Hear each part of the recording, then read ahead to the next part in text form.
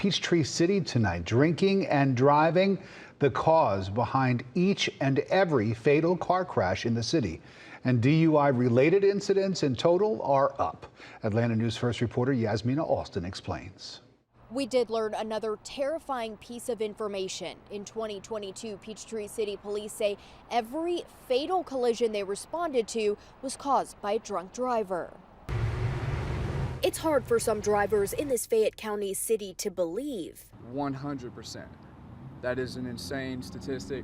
I don't know if I'm going to agree with that statistic, but that is a wild statistic to think about. Not just those statistics about DUI drivers and fatal crashes, but Peachtree City Police say last year there was an 11% increase in DUI arrests and a 13% increase in DUI-related collisions. In a Facebook post, the department shared this image of a recent DUI incident that happened in the middle of the afternoon.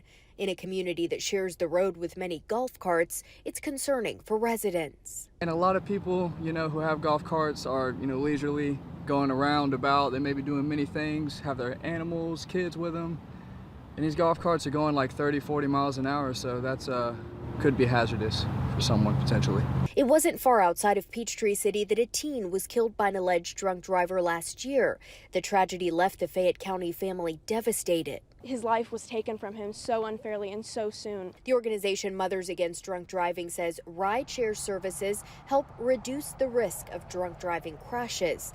They cite a study published in the Journal of the American Medical Association.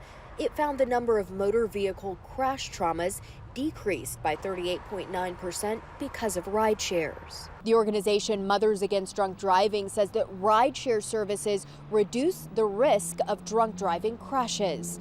In Peachtree City, Yasmina Alston, Atlanta News First.